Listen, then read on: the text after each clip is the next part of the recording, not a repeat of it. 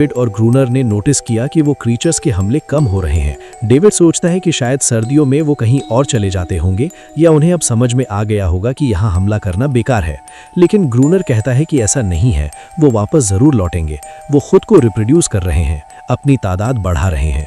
अब ऐसे कुछ और दिन बीत जाते हैं जहां एक रात ये दोनों डिनर के बाद चेस खेल रहे होते हैं। ये दोनों खेल में इतना खो जाते हैं, लाइट हाउस की लाइट जलना भूल जाते हैं और अंधेरे का फायदा उठाकर वो इनके ऊपर अचानक से हमला कर देते हैं। वो देखता है कि वो पहले से भी ज्यादा अग्रेसिव हो चुके हैं और उनकी तादाद पहले से भी बहुत ज्यादा हो चुकी है।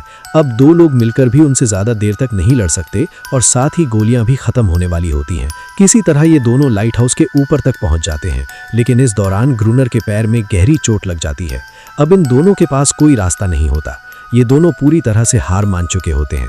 इनको लगता है कि ये क्रीचर अब इनका खात्मा करने वाले हैं, पर तभी अचानक सुबह हो जाती है। सूरज की रोशनी फैलती है जैसे सभी क्रीचर्स समंदर में वापस लौट जाते हैं।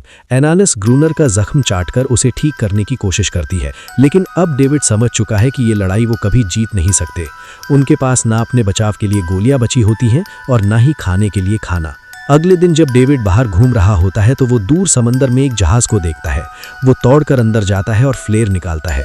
वो उस जेफ को सिग्नल देने ही वाला होता है कि तभी ग्रूनर उसको रोक लेता है, क्योंकि वो नहीं चाहता कि डेविड यहाँ से जाए। पर अतुसी पर एनआरएस ग्रूनर पर हमला कर देती है। वो डेविड को बचाना चाहती है। दरअसल ग्रूनर को उस आइलैंड से प्यार हो गया है। ये उसकी अपनी दुनिया बन चुकी है जहाँ पर वो एक राजा बनकर रहता है और एनआरएस उसकी पैशकी। वो शहर की भीड़ में लौटना नहीं चाहता, पर अब डेविड भी उसका इकलौता साथी बन गया है जिसे वो खोना नहीं चाहता। शिप धीरे धीरे पूरे समंदर में गायब हो जाती है और डेविड कुछ भी नहीं कर पाता। अब जैसे जैसे दिन बीतते जाते हैं और डेविड के साथ बुरा बिहेवियर करता रहता है, लेकिन सबसे ज्यादा टॉर्चर एनआरएस को बर्दाश्त करना पड़ता है। डेविड को ये सब बिल्कुल अच्छा नहीं लगता।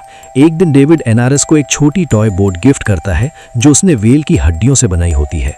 बोट को देखकर एनआरएस डेविड को आइलैंड के कोने में ले गई। वहां पर एक असली बोट छुपी हुई थी। डेविड जब ग्रूनर से इसके बारे में पूछता है तो वो कहता है कि हाँ, इसके बारे में मुझे पता है। कुछ महीने पहले एक आर्मी स्मगलिंग शिप तूफान में डूब गई थी।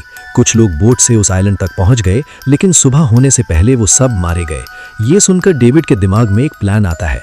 उनके पास एक डाइविंग सूट जैसा कुछ था। अगर वो समंदर में जाकर उस डूबे जहाज तक पहुंचे